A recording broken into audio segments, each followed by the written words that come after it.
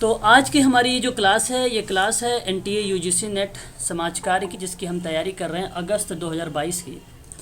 और हम जो है पेपर सॉल्व कर रहे हैं, हम सभी लोग जो है 5 दिसंबर 2021 का क्वेश्चन पेपर। और इसके अंतर्गत मैंने आप लोगों को 3 वीडियो प्रोवाइड कराया है, जिसमें पार्ट 1 में आप लोगों से 1 से 25 क्वेश्चन सॉल्व किए थे। पार्ट 2 में हम लोगों ने 26 से लेकर 50 क्वेश्चन सॉल्व किए थे। पार्ट 3 यानी कल हम लोगों ने 51 से लेकर 75 क्वेश्चन तक कवर किए थे। आज पार्ट 4 है और यहाँ पर 75 से लेकर 100 क्वेश्चन आपके जो है कंप्लीट हो जाएंगे। कारण ये है कि पार्ट 4 इसलिए बन गया क्योंकि ये रिसेंटली का पेपर था और मुझे व्याख्या करनी थी सारी ऑप्शनों पर लेकर, हर एक विद्वान के बारे में, उनके कॉन्सेप्ट को लेकर। इस वजह से थोड़ी सी लंबी वीडियो बनी है। ठीक है, एक पेपर को हमने सॉल्व किया, लेकिन बड़े अच्छे से किया होगा, है कि नहीं? ज़रूर इसको ध्यान रखिएगा 2021 का पेपर का। तो शुरुआत करते हैं। आज का पहला प्रश्न है और 5 दिसंबर 2021 का 76 नंबर का प्रश्न है आपके सामने है कि समूह जो सामाजिक समूह कार्यकर्ता द्वारा बनाया जा सकता है। ठीक है, समूह जो सामाजिक समूह कार्यकर्ता द्वारा बनाया जा सकता है। संवर्ग, पहले आप समझिएगा, संवर्ग, उपचारी समूह, समृद्ध समूह और कार्य समूह और जातीय समूह। अब यहाँ पे जरा इंग्लिश में देख लीजिए। कह रहा है आप लोगों से कि groups that can be formed by social group worker, class group, जिसको आप लोग संवर्ग कह रहे थे, है ना, शुद्ध हिंदी का प्रयोग होता है। जातीय ग्रुप यानी जातीय समूह की बात हम लोग कास्ट ग्रुप को कह रहे थे। रेमेडियल हम लोग उपचारी को बोलते हैं, ग्रोथ को हम समृद्धि के रूप में जानते हैं, टास्क को हम कार्य के रूप में जानते हैं। तो आप जरा मुझे बताइए यहाँ पर कौन सा ऑप्शन सही मानोगे आप लोग? BCD। क्यों बताएं, जरा कंफर्म करें, थोड़ा सा एक्सप्लेन करें, ज़्यादा नहीं, थोड़ा सा। सर देखो, कास्ट और क्लास तो नहीं होगा ना, क्योंकि वो समाज कार्यकर्ता का काम नहीं होता है। नहीं, काम तो होता है। मैं देखो क्लास के माध्यम से भी काम करता। जैसे अगर कोई बच्चा आ जाए किसी समूह में, अगर काम कर रहे हैं तो वहाँ पे अगर कोई समस्या है तो उसने बाल्यावस्था की आयु रखा है, तो आप 6 से 12 को लेकर, वर्ग को लेकर चल सकते हैं। आयु वर्ग में, हाँ सर, आयु तब वर्ग आप वहाँ पे काम कर सकते हैं। चलो मैं बताता हूँ। देखिए, बेसिकली अगर हम बात करते हैं यहाँ पे कि समूह जो सामाजिक समूह कार्यकर्ता द्वारा बनाया जा सकता है, बेसिकली जो सोशल वर्कर काम करेगा वो रिमीडियल पे काम करता है। अगर ये ग्रुप के आधार पे काम करेगा तो आप एक शब्द याद रखिएगा, पूर्वाग्रह, भेदभाव, ये शब्द जो है आपका प्रस्तुत होने लगता है। इसलिए वर्ग समूह को नहीं करेगा। और रही बात जातीय यानी कास्ट, तो आपने भी सही बताया था इसका स्टेटमेंट कि भाई कास्ट पर तो सोशल वर्कर काम नहीं करेगा, वहाँ पर भी भेदभाव आ जाता है। तो जब समूह में काम होता है तो वहाँ पे सभी कास्ट होते हैं, है ना, डिफरेंट में, मतलब सारी कास्ट वाले होते हैं। और अगर जातीय समूह की बात करें तो यहाँ पर भी भेदभाव देखने को हमें फिर मिल जाता है।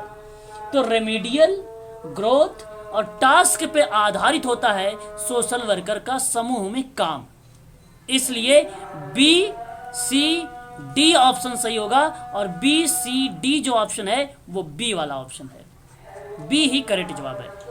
ज़्यादातर आप लोग क्वेश्चन देख रहे हैं 2021 में कूट ऑप्शन देख रहे हैं आप लोग, कूट को चुनने का लेकर, और यहाँ पे कई कूट आ रहे हैं, है ना। ऐसे प्रश्न 2022 में भी देखने को मिल सकते हैं। क्वेश्चन नंबर नेक्स्ट बात करेंगे। और ये इंपॉर्टेंट सवाल मैंने आप लोग, ये 2021 में 2 बार प्रश्न आया हुआ था, ये दूसरी बार आप लोगों को देखने को मिला। जैसे अगर हम बात करें विकासात्मक को लेकर और सामाजिक लक्ष्य को लेकर और उपचारात्मक को लेकर, रेसिप्रोकल को लेकर, ये चारों दोबारा से रिपीट हुए हैं। परंतु यहाँ पर विद्वान के साथ नाम मैच करना है आप लोगों को। तो जरा बताइए, सामाजिक लक्ष्य जो मॉडल था वो पापेल और राथमैन का था कि नहीं था? हाँ सर। पापेल और राथमैन का था, और वह था 1966 का, 1966 का था। लेकिन यहाँ पर अगर हम बात करें तो गेशल कोनोफ्का और बेंस का एक विद्वान है, इनका नाम भी सामाजिक लक्ष्य के मॉडल में देखने को मिला है, इनका भी नाम आता है। प्लस में आप पापेल एंड राथमैन का नाम याद रखेंगे सन 1966 में। चलो इस ऑप्शन शायद आप कंफ्यूज हो जाते हैं, लेकिन रेमेडियल से आप कंफ्यूज नहीं होते, आर डी विंटर का था जो 1957 में था।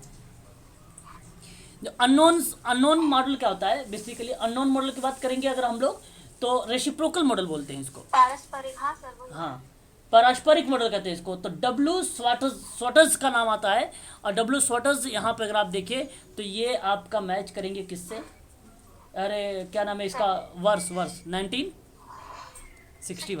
हाँ, विकासात्मक मॉडल में अगर हम बात करते हैं बेली के अगर हम बात करते हैं विकासात्मक मॉडल में, तो विकासात्मक मॉडल में इरिक इरिक्शन जब आते हैं, इरिक इरिक्शन आते हैं तो वहाँ पे संघर्ष का सिद्धांत लेकर आते हैं। ध्यान रखिएगा आप सभी लोग, अहम मनोविज्ञान को आधार पर बनाकर विकासात्मक मॉडल। लेकिन केवल अब इरिक इरिक्शन तो ऑप्शन में नहीं है, तो विकासात्मक मॉडल में बेरुस्टीन एंड लॉवी का नाम आ जाएगा सन 1955 में। तो यहाँ पे आपको दो नाम मिले हैं, रेमेडियल में भी आपको दो नाम मिलेंगे, एक नाम मिलेगा, रेमेडियल नहीं रेडिकल होगा, ठीक है।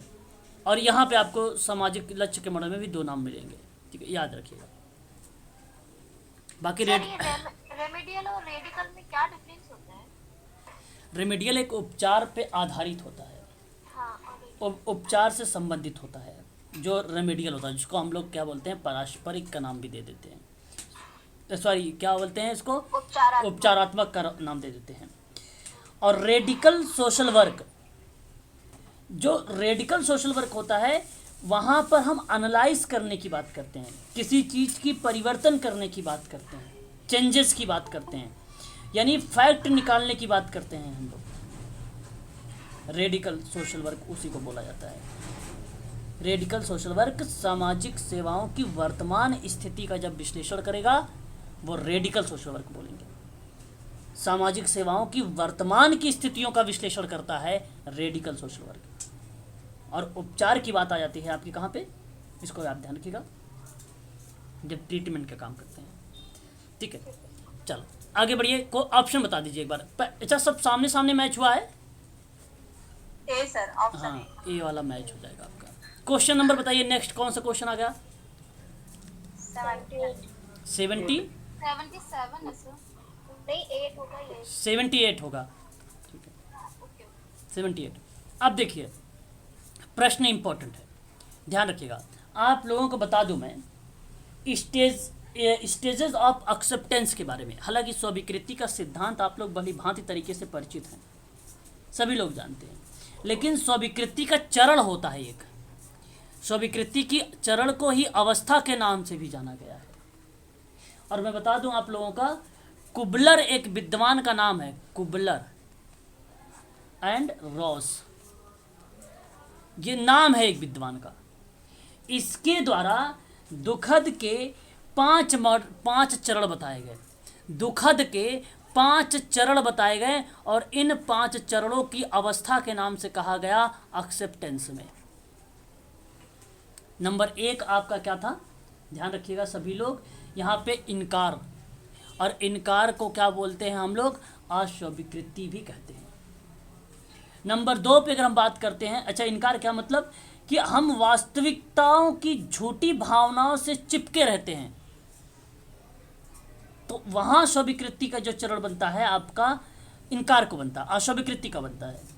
और जो क्रोध आपका दूसरा स्टेप बनता है, क्रोध किसी और को दोष देने की जरूरत पे ऐसी एक्टिविटी जब संचालित हो जाती है तो स्वीकृति की अवस्था के अंतर्गत आती है। बार्निंग एक तीसरा स्टेप होता है। बार्निंग का मतलब कि एक व्यक्ति आशा करता है कि वे दुख के कारण से बच सकता है, वो बेसिकली बार्निंग, जिसको मोल तोल कहते हैं। आप यहाँ पे देख लेते हैं, इंग्लिश में भी बार्निंग है, यहाँ पे देखिए बार्निंग, ठीक है, याद रखिएगा, इसको मोल तोल का भी नाम देते हैं।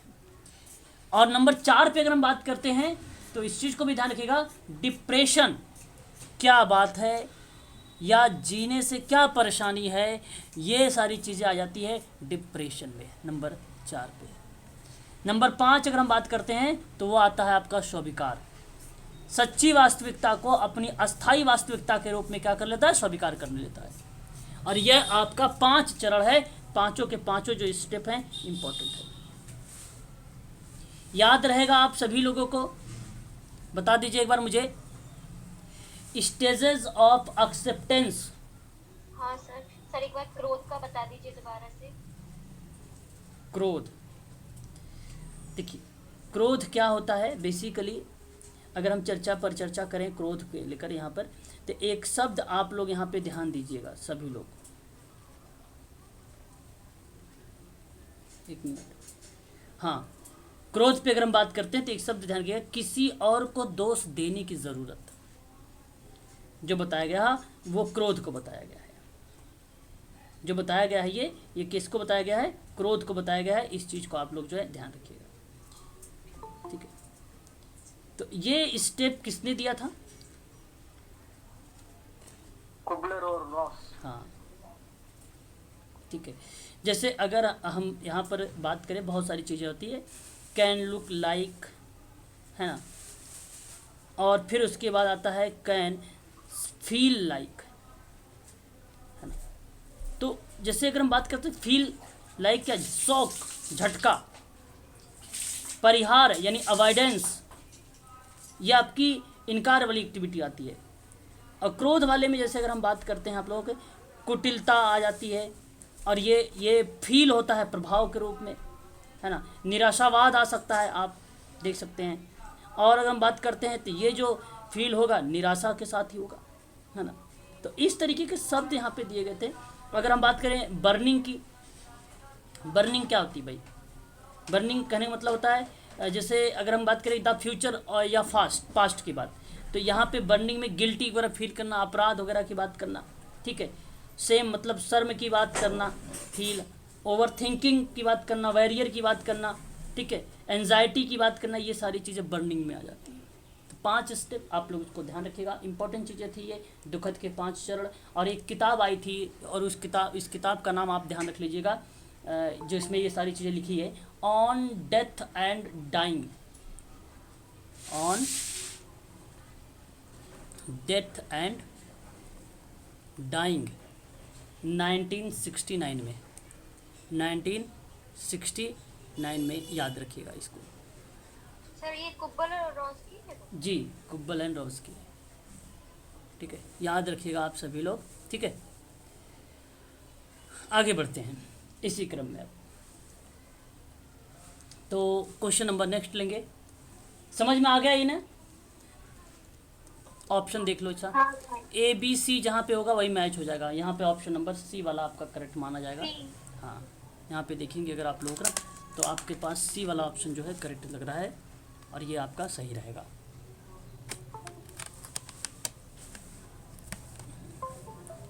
यहाँ पे सी वाला ऑप्शन सही हो जाएगा। स्वतंत्र भारत के प्रथम समाज कार्य विद्यालय विभाग की स्थापना हुई है कहाँ थी, बताइए। Option D, Tata institute. Kashi Vidyapith. Kashi Vidyapith, okay. स्वतंत्र भारत, ठीक है सर। स्वतंत्र भारत के प्रथम समाज कार्य विद्यालय विभाग की स्थापना काशी विद्यापीठ में हुआ था। और आपको मालूम होना चाहिए कि 1947 में काशी विद्यापीठ समाज विज्ञान विद्यालय की स्थापना की गई थी, और ये ऑप्शन आपका सही हो जाएगा। आपको बता दूं Delhi school of social work के बारे में, इसकी स्थापना 1946 में किया गया था। गुजरात यानी बड़ौदा वाला 1950 में किया गया था। काशी 1947 में किया गया था। Tata institute of social science की बात करें, ये 1936 में किया गया था, याद रखिएगा आप सभी लोग। और मद्रास का था 1952 में था, मद्रास का, है ना, मद्रास का था। और आगरा की बात करेंगे तो 1955 का था, हाँ, आगरा का। तो ये सारे जो हैं एक प्रकार से समाज कार्य के जो है इंस्टीट्यूट हैं, कब क्या ओपन किए गए हैं, इसको आप लोगों को जो है ध्यान रखना चाहिए, क्योंकि सोशल वर्क में आप लोगों से ऐसे भी एग्ज़ाम में प्रश्न आप लोगों से दोबारा से पूछा भी जा सकता है। याद रखिएगा जो Tata institute of social science है, इसमें 2-3 बातें हैं। एक बात तो आप याद रखिएगा, टाटा रतन जहांगीर दादा भो एक व्यक्ति का नाम है जिसने इसकी स्थापना किया था 1936 में। और आपको बता दूं उस समय इसके प्रथम जो निर्देशक थे उनका नाम था डॉक्टर मंसर्ड। क्या नाम था उनका? डॉक्टर मंसर्ड। आज वर्तमान समय में अगर इसमें जो नाम में चेंज हुआ है ना, एक तो 44 देते हैं, 47 डेट देते हैं, कौन सा सही है? 46 में हुआ है। क्या 47 46 कह रहे हो आप? टाटा इंस्टीट्यूट का नाम चेंज हुआ है ना, 44 तो 2 डेट मिलती है। नहीं, अभी आपको बता रहा हूँ, वो भी बता देता हूँ। एडवांस चले जाते हो, मैं जब क्वेश्चन दूसरे पे चला जाऊँ तो फिर पूछते तो चलो बन भी जाता था। तो अभी मैं उसी पे चल ही रहा हूँ, अभी बताता जरूर आप लोगों से। देखो अच्छा, 1944 में उसका नाम परिवर्तन है, इसको करेक्ट कर लो। सर दोराबजी टाटा इंस्टीट्यूट का जो नाम चेंजेज हुआ है TISS का, वो 1944 में नाम चेंज हुआ। इसको आप करेक्ट कर लीजिए, 47 को आप रहने दीजिए, ठीक है। 47 का आप ध्यान रखिएगा। काशी विद्यापीठ की स्थापना हुई है गुजरात में। अगर हम बड़ौदा विद्यापीठ की बात करते हैं तो वो 1950 में हुआ है। दिल्ली समाजकार की बात करेंगे 1946 में हुआ है। टाटा इंस्टीट्यूट की बात करेंगे तो 1936 में हुआ है। सर दोराब जी जो है टाटा रतन दादा भोई के द्वारा ये स्थापित किया गया था। उसके प्रथम निर्देशक जो रहे थे डॉक्टर मंसर्ट, वर्तमान में शालिनी भारत। ये फैक्ट है आप लोगों के लिए, इसको आप ध्यान रखिएगा। आपने नाम सुना होगा COS के बारे में, UK। इसकी स्थापना सन 1969 में हुआ है। और COS की बात करें, चैरिटी ऑर्गेनाइजेशन सोसाइटी, 1869 का हुआ है। और COS की बात करेंगे अगर हम लोग USA के बारे में, तो यहाँ पे आप लोग ध्यान रखिएगा 1877, ठीक है, बहुत बढ़िया। गेसलमेंट की भूमिका यहाँ पे आएगी और गुटरिन की भूमिका यहाँ पर आएगी। इस चीज़ को भी आप लोग जो है ध्यान रखिएगा, ठीक है। आगे बढ़िए। क्वेश्चन नंबर यहाँ पे सही जवाब आप लोगों ने दे भी दिया है, C वाले का। क्वेश्चन नंबर नेक्स्ट, कौन सा क्वेश्चन आ गया? क्वेश्चन बताइए। सर ये 80 आ गया। 80 नंबर का क्वेश्चन। 80 नंबर का प्रश्न है कि समुदाय संगठन निधि का उद्देश्य बताना। देखिए, समुदाय संगठन विधि है, निधि नहीं है भाई। निधि मत समझ लीजिएगा, निधि बल्कि फंड को रिप्रेजेंट करता है, इसलिए इसको मत सोचिएगा, क्योंकि कम्युनिटी ऑर्गेनाइजेशन में आता है। तो यहाँ पे विधि सोचिए, मेथड। अभी अप्लाइड प्रश्न है। आजकल सोशल वर्क में अगर हम बात करें आप लोगों से, अप्लाइड प्रश्न बहुत ज़्यादा पूछे जाते हैं। जैसे प्रश्न यह है कि बदलाव लाने में लोगों की नियुक्ति करना क्या सामुदायिक संगठन की एक विधि का उद्देश्य माना जा सकता है? हाँ सर। बिल्कुल करेक्ट है कि सामुदायिक संगठन की विधि का उद्देश्य का मतलब ये होता है कि परिवर्तन लाने में लोगों की नियुक्ति करना। ये सही बात है, ये अप्लाइड प्रश्न। आप अपने कॉमन सेंस तर्क पे बात करेंगे तो ये सही आपका आएगा। पॉइंट बी की बात करें, बदलाव के नेतृत्व के लिए, नेतृत्व मतलब लीडरशिप के लिए लोगों को संगठित करना, क्या ये समुदाय संगठन की विधि है? बिल्कुल, ये भी विधि आपकी मानी जाएगी। अब यहाँ पे समझने वाली बात है C वाले पॉइंट पर, कल्याण योजनाओं का क्रियान्वित करना। अब ये आपका आता है वाल्टर एंड्रियास फ्रीडलैंडर की द्वितीयक प्रणाली में, जिसको हम लोग क्या बोलते हैं? सहायक प्रणाली। और प्रश्न आपका कौन सा है? प्राथमिक प्रणाली पर। प्रश्न कौन सा है आपका? प्राथमिक प्रणाली पर। तो बताइए ये ऑप्शन सही होगा क्या, C वाला? नहीं सर, तब नहीं होगा। काट दीजिए फिर इसको। Option number D. उद्देश्य पूछा है तो होना चाहिए ना। अरे कहाँ जा रहे हो? उद्देश्य में यहाँ पे योजनाएं बनाएगा थोड़ी ना, उसकी विधि योजना के आधार पे थोड़ी ना चलेगी काम। उसकी विधि की योजना का आधार पे कोई काम नहीं होता भी। योजनाएं वगैरह का काम करना जो होता है समाज कल्याण प्रशासन का होता है, सामाजिक नीति का होता है, वहाँ पे सारी चीज़ें चलेगी क्रियान्वित। विधि के रूप में ऐसा नहीं होता भाई। क्या योजना बनाएगा वो? योजना वहाँ से बना के दीजिए, वो इम्प्लीमेंट करेगा ग्रुप में, फिर वहाँ पे लोगों को डेवलप करेगा, वो ठीक रहेगा। अब अपने आप ही योजना बना दोगे, सारी चीज़ इतने वो करना शुरू कर दोगे, लोगों को जागरूक करना, या लोगों को साथ साथ अगर हम बात करें उनको फंड देना, या निधि जुटाना होता तो सही होता है ना। निधि जुटाना, हाँ, कम्युनिटी ऑर्गेनाइजेशन की विधि एक हो सकती है भाई। निधि जुटाना एक प्रकार से आप बना सकते हो, एक ऑर्गेनाइजेशन, एक छोटा सा समिति वगैरह बना सकते हो। जैसे आप लोगों को पता होगा अगर दुर्गा पूजा हो रहा है, गणेश पूजा हो रहा है, तो लोग क्या करते हैं? चंदा जुटाते हैं। तो वो काम कर सकते हो निधि वाला, तो भाई ये विधि के रूप में आ सकता है ना, चंदा जुटा सकते हो।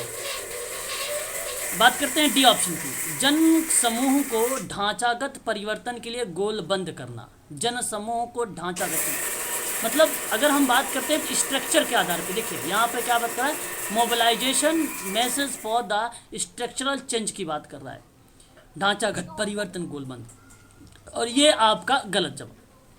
जन समूह यानी सबका कल्याण, हाँ सबका कल्याण हो रहा है, लेकिन समुदाय की बात कर रहा है, तो सबका कहने का मतलब कई समुदाय यहाँ पे मेंशन कर दिया, और जब कई समुदाय मेंशन कर देता है तो समुदाय की विधि नहीं बन पाएगी। एक्शन हो जाएगा ना। हाँ, आप एक्शन का भी नाम दे सकते हो, सोशल एक्शन का भी नाम आप दे सकते हो यहाँ पर, बट वो समुदाय का पार्ट नहीं बनेगा फिर।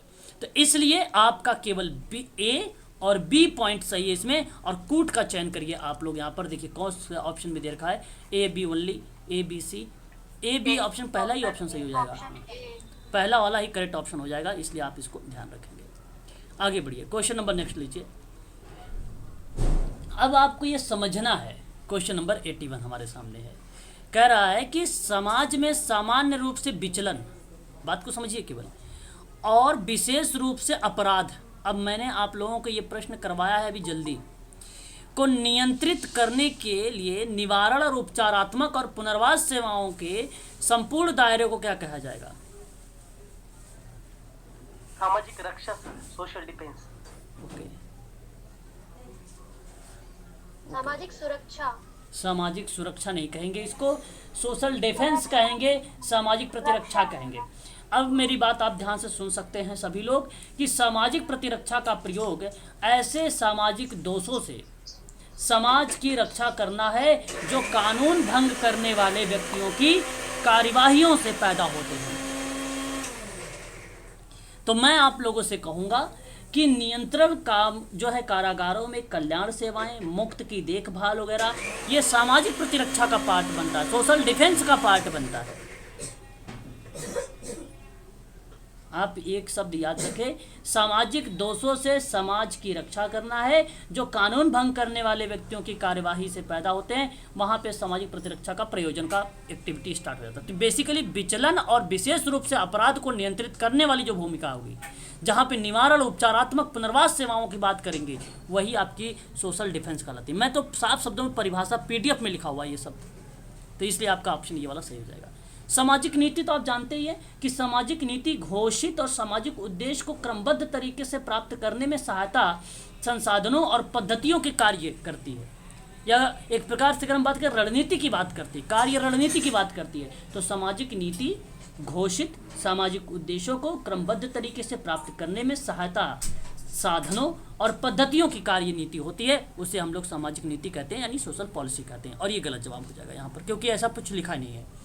सामाजिक सुरक्षा, सामाजिक सुरक्षा योजना, मैंने इसके बारे में पढ़ा है आपको कि सामाजिक सुरक्षा जो है योजना एक सामाजिक बीमा योजना है जो व्यक्ति को संकट के समय अथवा उस समय जब उसकी कमाई कम हो जाए, यानी मृत्यु दर या विवाह में होने वाले अतिरिक्त व्यय की पूर्ति के लिए लाभान्वित करती है, वो है सामाजिक सुरक्षा। मैंने आप लोगों को इसके बारे में भी बताया है। सामाजिक कल्याण की बात करें अगर हम लोग, सोशल वेलफेयर की, सामाजिक कल्याण क्या बोलता है आपसे? नागरिकों की मूलभूत यानी बुनियादी आवश्यकताओं की पूर्ति के लिए आवश्यक समर्थन देना समाज कल्याण ही कहलाता है। इस बात को भी आप लोग ध्यान रखिएगा। तो केवल ऑप्शन नंबर 81 का जो ए वाला है यही सही रहेगा आपका, सोशल डिफेंस, याद रखिएगा। यहाँ से भी एक परिभाषा या तो इस बार सोशल डिफेंस से पूछा है, हो सकता है इस बार सामाजिक सुरक्षा से पूछ ले। सामाजिक नीति भी आ चुकी है, सामाजिक सुरक्षा अभी आपने देख लिया, सामाजिक प्रतिरक्षा भी। अब दो बचे ऑप्शन आपके पास, सामाजिक कल्याण और सामाजिक सुरक्षा। इन दोनों में से कोई ना कोई हो सकता आ जाए, इस बार हर बार आता है यहाँ से।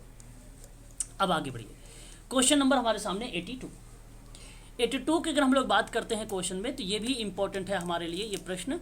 और जैसा कि आप सभी लोगों को पता होगा, आयुष्मान भारत योजना के बारे में बात करें पहले। आयुष्मान भारत योजना जो है ये भी, हाँ, ये जो है स्वास्थ्य एवं परिवार कल्याण को अंतर्गत आता है। बेसिकली 23 सितंबर 2018 को आयुष्मान भारत योजना जो है लाई गई थी, जो स्वास्थ्य एवं परिवार कल्याण मंत्रालय द्वारा संचालित की थी। और इसकी स्थापना कब हुई है? सन 1947 में की गई थी, स्वास्थ्य एवं परिवार कल्याण मंत्रालय की। राष्ट्रीय वयोश्री योजना की अगर हम लोग बात करें तो ये, हाँ, सामाजिक न्याय एवं सशक्तिकरण के अंतर्गत आ जाएगा। और वयोश्री जो है, राष्ट्रीय वयोश्री अगर बात करें, ये वृद्ध व्यक्तियों के संबंध में बात करता है। 2016 आप कह सकते हो, 2017 भी आता है ऑप्शन में, 16-17 दोनों में से कोई भी एक लगा सकते हो, ठीक है। तो यहाँ पे सही जवाब आपका जो होगा 2017 होगा। एक मिनट, 2017। बात करते हैं यहाँ पे सामाजिक न्याय एवं सशक्तिकरण मंत्रालय की स्थापना कब की गई थी और इसकी स्थापना कब की गई थी। तो आप ध्यान रखिएगा, इसकी स्थापना जो है इसकी स्थापना कब की गई थी। सामाजिक न्याय एवं सशक्तिकरण मंत्रालय जो अपनाया गया था वो 1998 में, 1998 में। वरिष्ठ नागरिकों के लिए है, वरिष्ठ नागरिकों के लिए कहीं कहीं ऑप्शन में 2016 भी आता है, तो आप लोग ध्यान रखेंगे, ठीक है, दोनों को डेट को। और 16-17 एक साथ नहीं आएंगे, ये भी तय है। यदि आएगा तो प्राथमिकता 17 को देना पूर्ण रूप से लागू हो गया था। बात चर्चा पर चर्चा हुई थी 16 में। उस्ताद एक बात करें, अगर हम लोग उस्ताद की बात करें तो उस्ताद जो है 14 मई 2015 को लाया गया था, 14 मई 2015 को। और ये था अल्पसंख्यक मंत्रालय को रिप्रेजेंट किया था। अल्पसंख्यक मंत्रालय कब लाया गया था।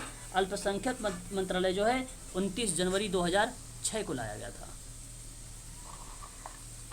2006 को लाया गया था। राष्ट्रीय शिशु सदन की बात अगर हम लोग करते हैं, जिसकी स्थापना या इस योजना की स्थापना सन 1975 में हुआ था, और ये जो है महिला एवं बाल विकास मंत्रालय के माध्यम से। और आप ये मत सोचिएगा कि इसकी स्थापना बाद में, ये देखो कन्वर्ट हुआ इसमें, इसकी स्थापना क्योंकि 1985 में हुई। हाँ, याद रखिएगा आप लोग, ये कन्वर्ट हुआ है इसमें। तो यहाँ पे आप ध्यान रखिएगा कि राष्ट्रीय शिशु सदन यानी शिशु के संबंध में जितनी भी, बच्चों के संबंध में जितनी भी योजनाएं चलाई जाती हैं वो राष्ट्रीय और बाल विकास मंत्रालय के माध्यम से ही चलाई जाती हैं, ठीक है, इसलिए आप इसको ध्यान रखिएगा। तो ज़रा ऑप्शन आप लोग यहाँ पे चुनाव करें, ऑप्शन सी। तो याद रखिएगा ऑप्शन नंबर सी यहाँ पे करेक्ट गया। ये ऑप्शन ए है आपके सामने, ये ऑप्शन बी है, ये ऑप्शन सी है, ये ऑप्शन डी है। तो ए का तीसरा से मैच कर रहा है, बी का पहले से मैच हो रहा है, सी का दूसरे से मैच हो रहा है और डी का चौथे से मैच हो रहा है। तो इसलिए ऑप्शन नंबर आपका सी वाला करेक्ट हो जाएगा। वेरी गुड, आगे बढ़िए। क्वेश्चन नंबर नेक्स्ट, अभिकथन और कारण को लेकर कभी कभी आजकल जो है कथन 1, कथन 2 के रूप में भी आता है। पहले एग्जाम में कथन 1 आता था और फिर उसके बाद कारण आता था, कभी कभी अभिकथन भी आता है, इस चीज़ को ध्यान रखिएगा। तो दो स्टेटमेंट आपके सामने, सामाजिक समूहकारी का व्युत्क्रम प्रतिमान मुक्ति व्यवस्था सिद्धांत और मानवतावादी मनोविज्ञान और अस्तित्ववादी परिप्रेक्ष्य पर आधारित है। क्या ये बात सही है? बिल्कुल सही भाई, कि जो सामाजिक समूह कार्य है, अगर व्युत्क्रम प्रतिमान मुक्त व्यवस्था का सिद्धांत की बात अगर हम करें तो वो बेसिकली मानवतावादी भी, अभी देखिए सामाजिक समूह कार्य की बात कर रहे हैं हम, तो वहाँ पे मानवतावादी मनोविज्ञान भी है और अस्तित्ववादी परिप्रेक्ष्य पर आधारित भी है। ऑप्शन नंबर आपका ये पॉइंट जो आपका ये पहला कथन ए दे रहा है ये सत्य है आपका। दूसरा कह रहा है सामाजिक समूह कार्य का उपचारी प्रतिमान, अभी ट्रीटमेंट पर आधारित है। फिर कह रहा है सामाजिक जो है अंतश्चेतना के क्रमोदेशन और सामाजिक उत्तरदायित्व और सामाजिक परिवर्तन पर आधारित है। अब देखो यहाँ पे अगर हम बात करें कहाँ से सही हो जाएगा, गलत हो जाएगा। अगर हम आपसे यहाँ पे बात करें क्या सामाजिक समूह कार्य उपचारी प्रतिमान में और सामाजिक आंदोलन में क्रमादेश है, ये जाहिर सी बात है। जब इन्होंने उपचारी प्रतिमान कहा तो ठीक कहा, लेकिन सामाजिक अंतश्चेतना का क्रमादेश और सामाजिक उत्तरदायित्व और सामाजिक परिवर्तन पर आधारित, तो ये पार्ट बना था आपका सामाजिक क्रिया का, सामाजिक आंदोलन का, जो कि सामाजिक समूह का पार्ट नहीं था, सामाजिक समूह का पार्ट नहीं था। तो मेरे कहने का मतलब परिवर्तन वगैरह हम देखते हैं आंदोलन के माध्यम से, समाज सुधारक विद्वानों के बारे में देखते हैं, वहाँ पे आता है। तो सामाजिक समूह में थोड़ी ना ऐसा कुछ। हाँ, अगर प्रश्न में होता कि किसी समूह के परिवर्तन की बात करते और वहाँ पे उसके व्यवहार की बात करते, उसकी बीमारी को परिवर्तन करने की बात करते, उस व्यक्ति को समाज की मुख्य धारा से जोड़ने की बात करते, उस व्यक्ति को या उस समूह को पुनर्वास करने की बात करते, तब स्टेटमेंट सही था। लेकिन ऐसा कोई बात इसमें कही नहीं जा रही है, केवल सामाजिक अंतश्चेतना और सामाजिक उत्तरदायित्व और सामाजिक परिवर्तन पर आधारित प्रश्न अधूरा, और जिसकी वजह से सामाजिक समूह कार्य का पार्ट नहीं होगा, ये गलत हो जाएगा। तो आप बताइए जरा ए सही और गलत कौन से ऑप्शन में है, यानी पहला कथन सही है, दूसरा कथन गलत है। हाँ, कथन एक यानी फर्स्ट वाला सही है, किंतु कथन जो सेकंड वाला है वो गलत है, इसलिए आपका ऑप्शन जो हो जाएगा वो सी वाला सही मान लिया जाएगा। इसको आप ध्यान रखिए। क्वेश्चन नंबर नेक्स्ट लेते हैं। हमारे सामने क्वेश्चन इंपॉर्टेंट है परिकल्पना के बारे में थोड़ा सा। हाइपोथेसिस के बारे में आपको बता दूं 5 स्टेप हैं। जब परीक्षण हाइपोथेसिस करता है तो 5 स्टेप से गुजरता है। पहले तो मैं जानना चाहूँगा आप लोगों से कि परिकल्पना की परिभाषा बताइए। बताइए परिकल्पना की परिभाषा। सर, एक अनुसंधान के विषय में वह विचार जिसका अभी कार्यकारी परीक्षण बाकी है वो हाइपोथेसिस कहलाता है। ये भी बोल सकते हो, गलत नहीं है, ये भी सही है। लेकिन परिकल्पना अगर आप बोल रहे हैं तो आप इस तरीके से बोलिए कि तर्क के लिए पहले उसके बारे में कल्पना करना।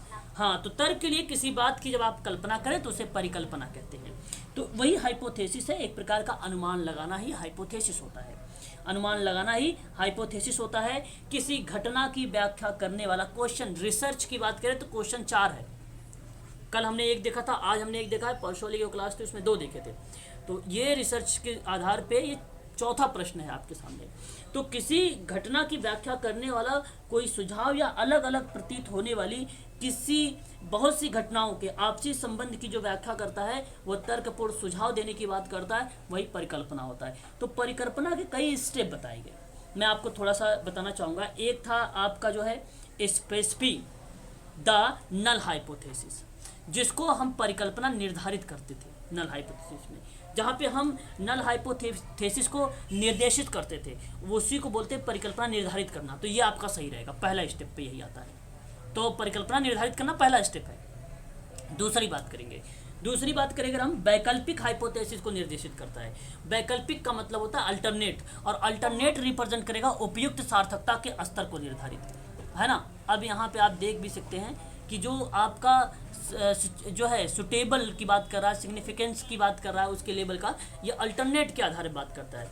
तो पहला तो सेटअप आप करेंगे हाइपोथेसिस, फिर उसके बाद जो है सुटेबल साइंटिफिक की बात करेंगे या सिग्निफिकेंस की बात करेंगे आप, है ना। यहाँ पे आप जो है सार्थकता की बात करेंगे, बालक बालिका पुरुष महिला की सार्थकता क्या रही है हाइपोथेसिस में, उसके बारे में बात करेंगे। तो दूसरे भी आपकी ये क्रम चल रहा है अभी भी, ठीक है, याद रखिएगा। तीसरी बात करते हैं परीक्षण मानदंड को निर्धारित करना, जहाँ पे परीक्षण मानदंड का एक प्रकार से महत्व पर बल देता है। ये क्या देता है? महत्व पर बल देता है। तो ये तीसरा भी आपका क्रम में आ रहा है, अभी क्रम में चल रहा है, आप ध्यान रखिएगा। और उसके बाद चौथा नंबर अगर हम बात करें तो वो होता है परिगणन करना। परिगणन बेसिकली क्या होता है?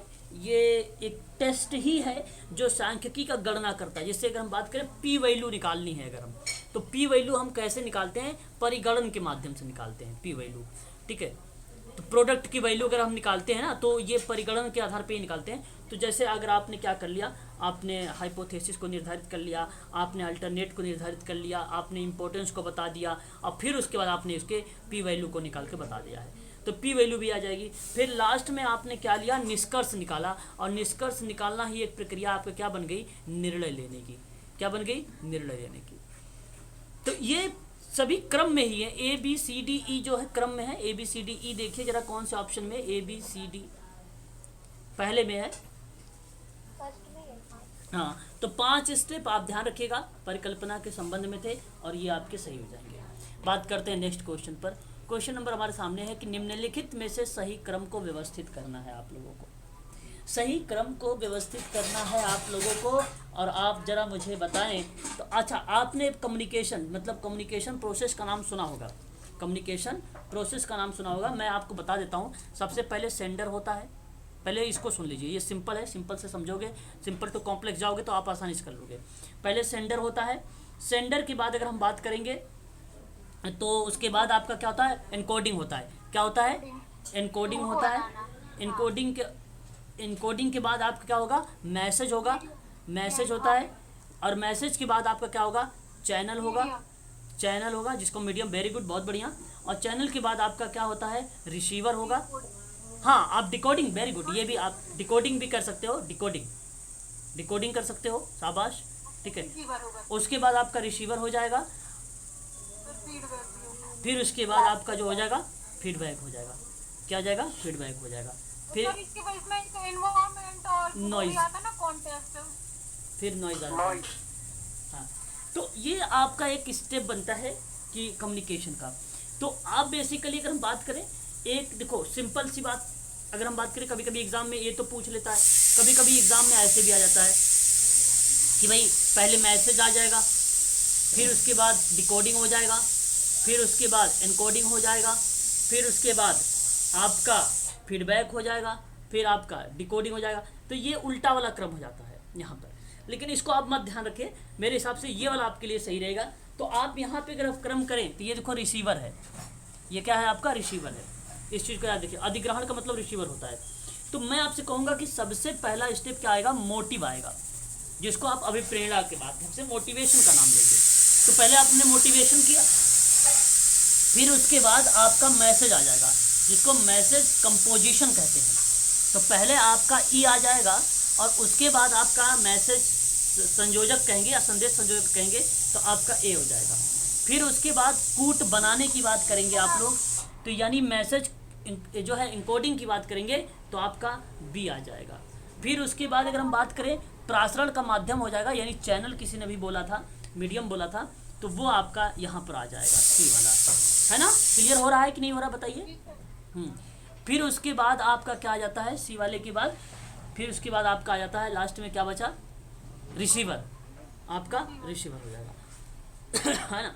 तो ये एक क्रम है, एक चरण है जो बेसिकली प्रश्न बनाया गया था कम्युनिकेशन प्रोसेस को लेकर, ठीक है। तो याद रखिएगा, यहाँ से भी एक प्रश्न हमेशा पूछा ही जाता है यूजीसी में, ठीक है, समाज कार्य में कम्युनिकेशन भी पता होना चाहिए। तो इस हिसाब से देखा जाए तो ऑप्शन कौन सा सही गया, ई, ए, बी, सी, डी, सी। गुड, बहुत बढ़िया, आगे बढ़िए। ये प्रश्न तो आप लोग गलत नहीं करना चाहिए। क्वेश्चन नंबर बताइए कौन सा है, 86। सुनो, अगर हम बात करें, डैश का विशेषीकृत औसत है जो किसी अवधि के दौरान संबंधित चरों समूह में परिवर्तन का मापन करने के लिए तैयार करते हैं। देखो वो आपको पहले बहुलक क्या होता है, किसी दी गई पंक्ति में क्या होता है, किसी दी गई पंक्ति में जो संख्या बारंबार रिपीट होती है, जिस संख्या का पुनरावृत्ति होती है, क्या होती है, पुनरावृत्ति।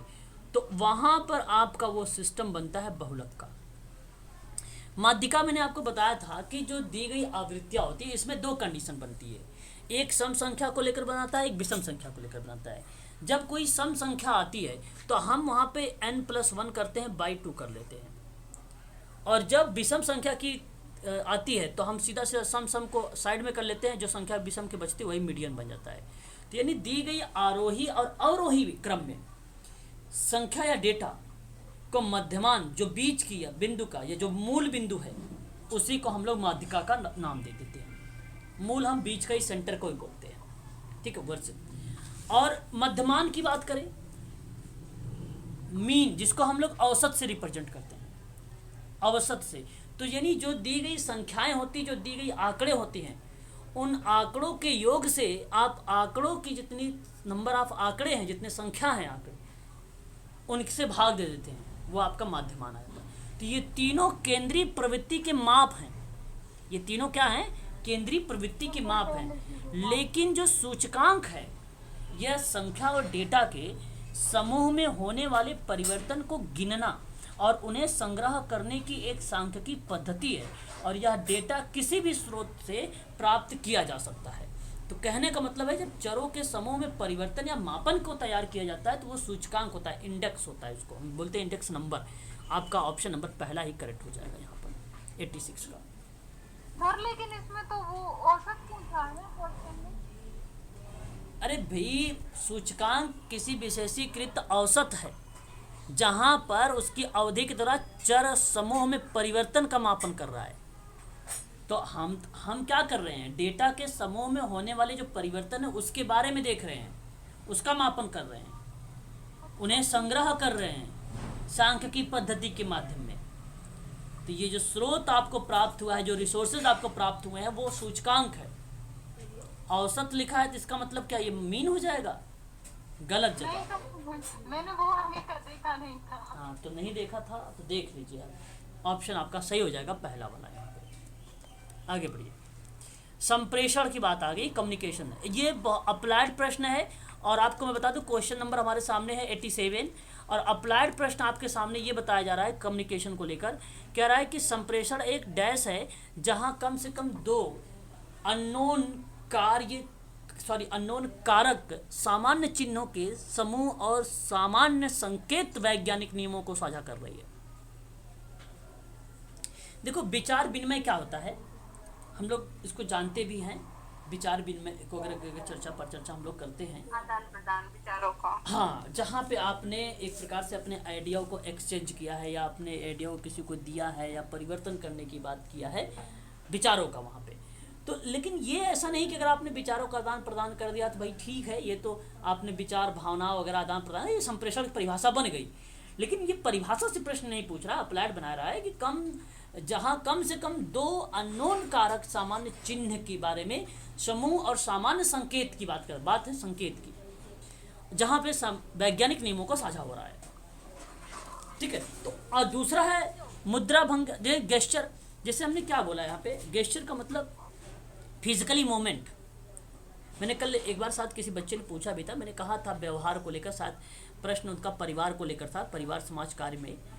तो मैंने कहा था जो संकेत की बात होती है, जहाँ पर उसके बिहेवियर देखे जाते हैं, उसका व्यवहार कैसी भूमिका कर रहा है, उसकी शारीरिक फिजिकल मूवमेंट क्या हो रहा है, मुद्रा भंगिमा, जिसको गेस्चर का नाम दिया जाता है ना।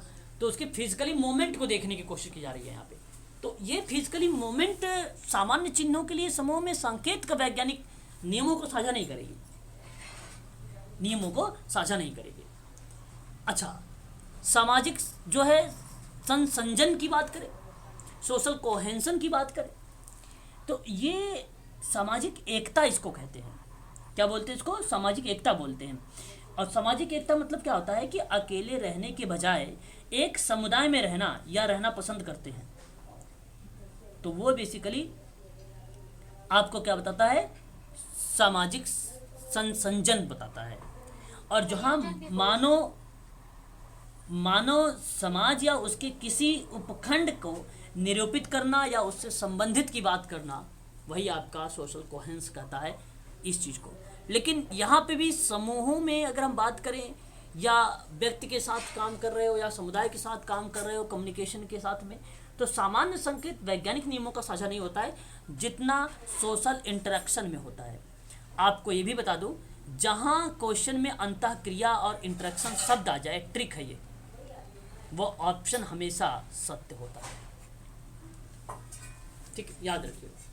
तो यहाँ पे अगर हम लोग आपसे बात करें, इसका सही जवाब क्या होना चाहिए? Option number D. डी होगा सही जवाब, ऑप्शन नंबर डी। आपने नाम सुना होगा जीएस घुरे के बारे में। जीएस घुरे गोविंद सदाशिव घुर्रे का पूरा नाम है, जीएस घुरे का, गोविंद सदाशिव घुर्रे।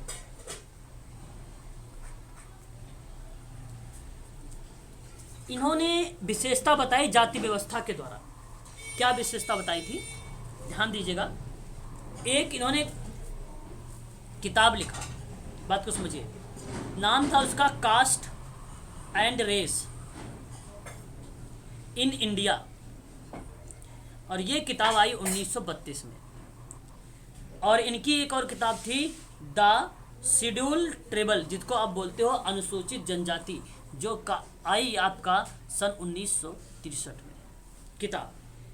और वेरी वेरी मोस्ट इंपोर्टेंट, मैंने आपको पढ़ा भी रखा है, बताया भी है, caste class occupation, caste class और ऑक्यूपेशन मतलब व्यवसाय, सन 1961 में लाया। और सिटी एंड सिविलाइजेशन सन 1962 में लाया, सन 1962 में लाया, 1962 में लाया। तो यहाँ पे इन्होंने समाज का खंडीय विभाजन,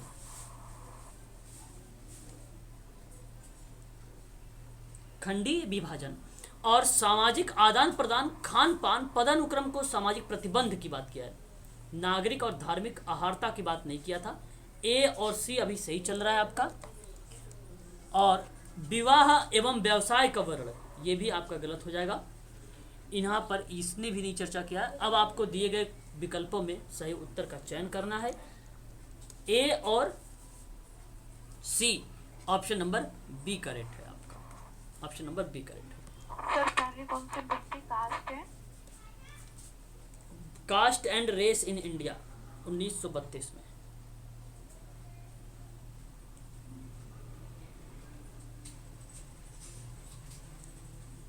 आगे बढ़े। जी सर। कल मैंने आप लोगों को भारत में नवजात शिशु के बारे में थोड़ा बहुत चर्चा भी किया था कि बताइए भारत में नवजात शिशु द्वारा स्तनपान के बारे में कौन सा कथन सही है। स्तनपान के बारे में तीनों कथन सही है सर, ए बी सी। अरे बिना पढ़े ही बता दिए। नहीं सर, सी वाला सही होगा केवल। अच्छा, बाकी गलत होगा है?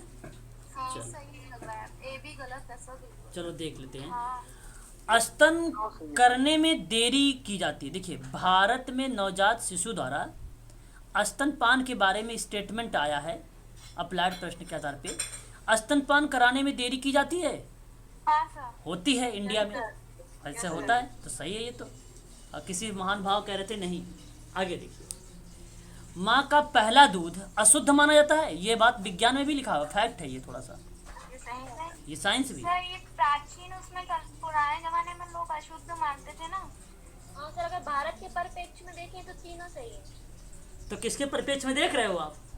भारत में ही देखना है सर, मैं देख नहीं पाई थी सर। भारत की बात कर रहे हैं लेकिन चलो। सर पुराने टाइम की बात कर रहे हैं। चलो चलो ठीक है ठीक है ठीक है, पुराने भी जोड़ो नए भी जोड़ो, दोनों लेके चलो, सब लेके चलो साथ में, बीच वाला भी लेके चलो। आगे देखो, उसका स्तनपान नहीं कराया जाता है, ये सही है, आपका ये स्टेटमेंट सही है।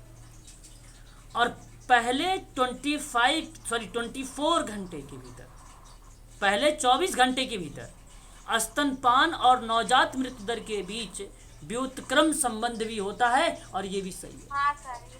ये तो सही। तो आपका A प्लस बी प्लस सी हो गया।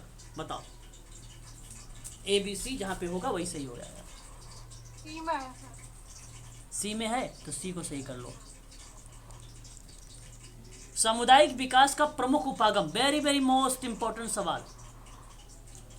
Major approaches to community development, आपको बता दूं, एक होता है बाह्य, एक होता है बहु कारक और एक होता है आंतरिक। अब थोड़ा सा इसके बारे में जानो। आपको बता दूं, ये जो सामुदायिक विकास का दृष्टिकोण बताया जा रहा है, बाहरी एजेंट का दृष्टिकोण बताया गया। क्या बताया गया? पहला, बाहरी एजेंट का दृष्टिकोण बताया गया। दूसरा, एकाधिक, एकाधिक समझ रहे हो, बहुकारक, एक से अधिक दृष्टिकोण बताया गया।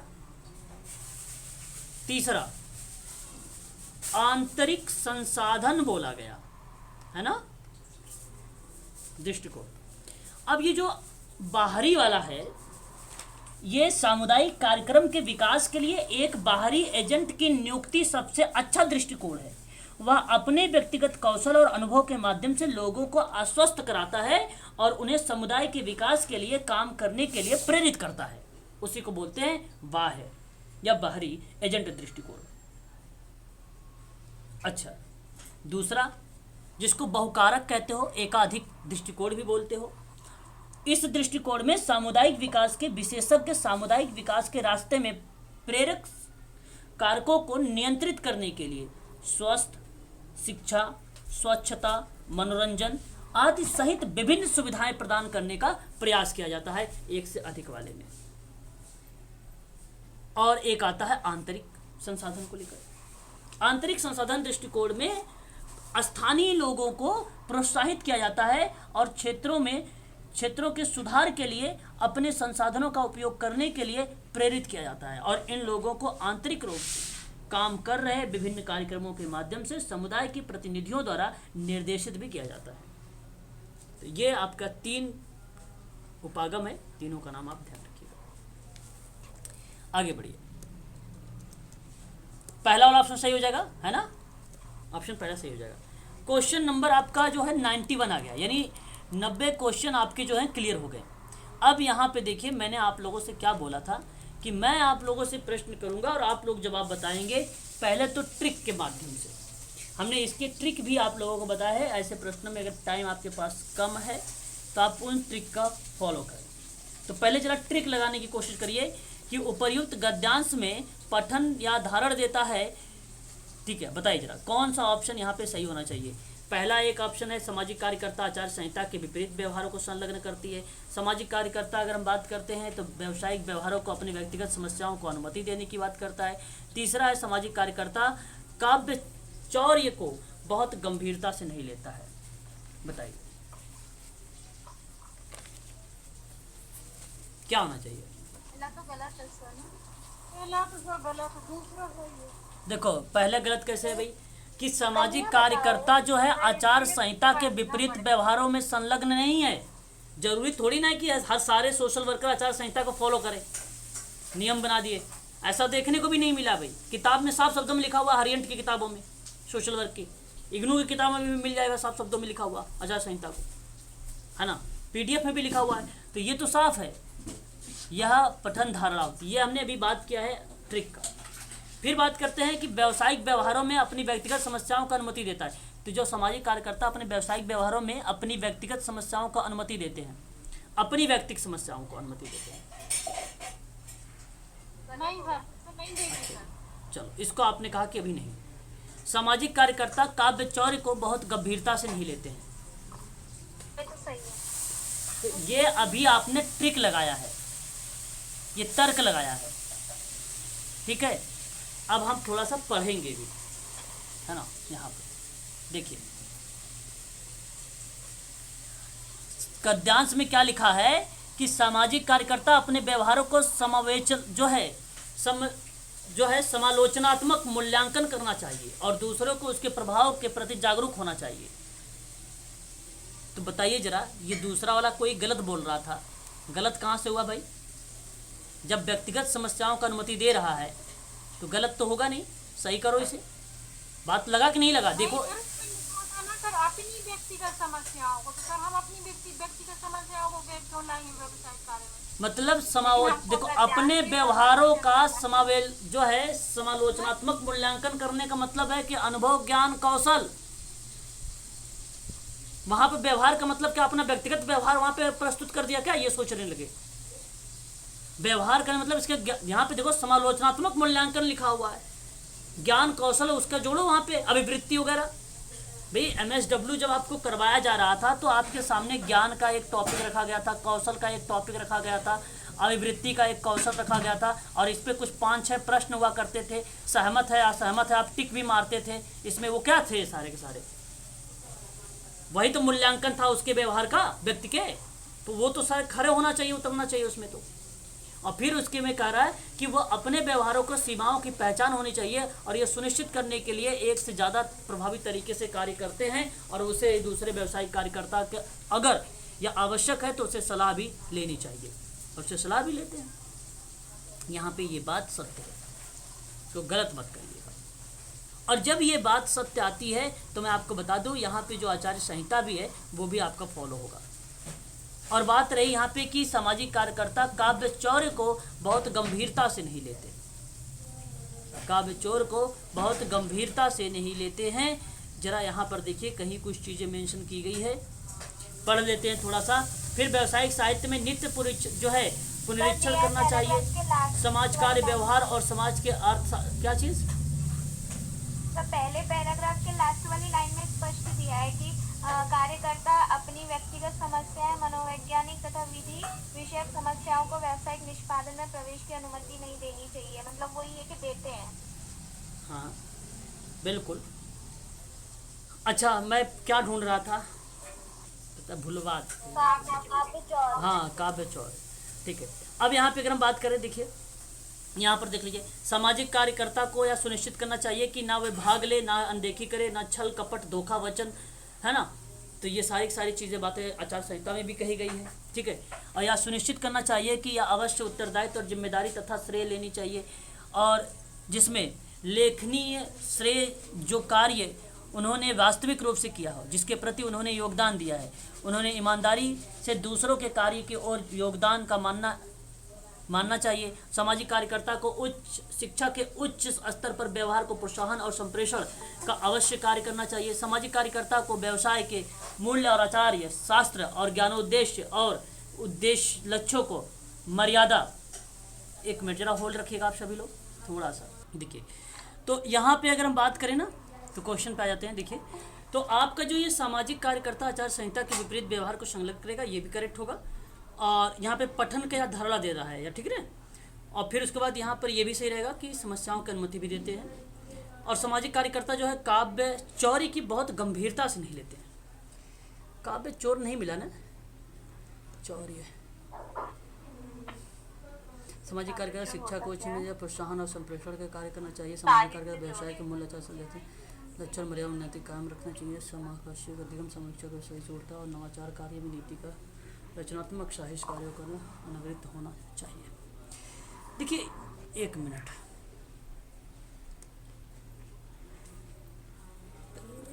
Seriously not take.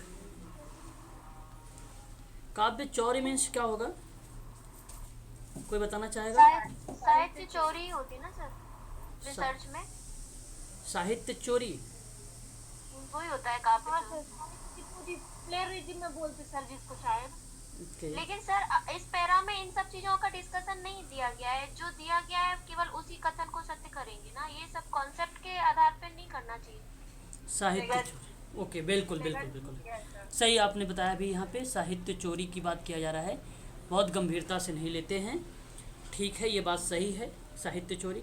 तो ये आपका स्टेटमेंट सही माना जाएगा। जो काव्य चौर लिखा हुआ है ये बेसिकली साहित्य चोरी को रिप्रेजेंट किया गया है यहाँ पर, जहाँ पर भाषा, विचार, उपाय, शैली इत्यादि चीज़ों को नकल करते हुए बात की जाती है। ठीक है, तो उसको ज़्यादा वो नहीं लेते हैं। ठीक है, तो ये अनैतिक व्यवहार माना जाता है हालांकि, ठीक है, लेकिन यहाँ पे आपका सही हो जाएगा ये तीनों। तो मैं आपसे कहूँगा कि ABC जो होगा आपका ये करेक्ट हो जाएगा। ABC जिस ऑप्शन में होगा, ऑप्शन नंबर C वाला, यही करेक्ट माना जाएगा। पैराग्राफ में काव्य चोरी से रिलेटेड कहाँ है? वही तो सर, देखो यहाँ आपको ना पैरा में जो कुछ हो सर, आपको थोड़ा सा सुनिए। जब पैराग्राफ में, यहाँ पे पैराग्राफ में एक प्रश्न दिया गया जहाँ पे दिया गया आप लोगों से मूल्यांकन को लेकर, समालोचनात्मक मूल्यांकन और दूसरे के प्रभाव को जागरूकता के लेकर, मतलब एक व्यावसायिक कार्यकर्ता के बारे में जिक्र किया जा रहा है। अब व्यावसायिक कार्यकर्ता आचार संहिता को भी फॉलो करता है और इसमें जो है व्यावसायिक कार्यकर्ता जब कभी रिसर्च वगैरह आप लोग करते भी होंगे तो रिसर्च भी दूसरे की रिसर्च को आप भी बनाते होंगे। लिटरेचर ऑफ रिव्यू पढ़कर आप बनाते होंगे, जिसमें आप कहते हैं पढ़कर बनाना, तो वो ज़्यादा प्राथमिकता ना देना, मतलब काव्य चोरी, उसी को काव्य चोरी कहा गया है उसी को। तो ये व्यावसायिक कार्यकर्ता को इसके अंदर मेंशन किया गया है, तो उसको अधिक गंभीरता से नहीं लेते हैं। अधिक गंभीरता का मतलब ये हुआ कि भाई जैसे कि बहुत सीरियस रहें इस पैटर्न पर या इस किसी एक टॉपिक पर, ऐसा नहीं है। ठीक है, अगर मिला तो ठीक है, नहीं मिला तो कोई बात नहीं। विचार, भाषा, उपाय, शैली, ये सारी चीज़ों की बात नहीं उतना करते कि उसकी रिसर्च में क्या विचार है, उसके क्या शैली जा रही है, क्या चीज़ें बनाई जा रही है, इस पर उतना वो गंभीरता से नहीं लेते। ठीक है, तो यही आपका बेसिकली साहित्य चोरी को बता रहा है। इसी को काव्य चोर भी कहा जाता है। ठीक है, काव्य चोर इसी को बोला जाता है, साहित्य चोरी को ही बोला जाता है। याद रखिएगा 18वीं शताब्दी में जो है यूरोप में इसे अनैतिक व्यवहार का दर्जा मिला था। 18वीं शताब्दी में यूरोप में अनैतिक व्यवहार है ये। ठीक है, इसको आप ध्यान रखिएगा। दूसरे क्वेश्चन पे देखिए, क्वेश्चन नंबर 2, सामाजिक कार्यकर्ता को अवश्य ही भाग लेना चाहिए। बताइए, क्या छल में भाग लेना चाहिए? छल में भाग नहीं लेना चाहिए ना? नहीं लेना चाहिए। तो काट दीजिए। धोखा नहीं।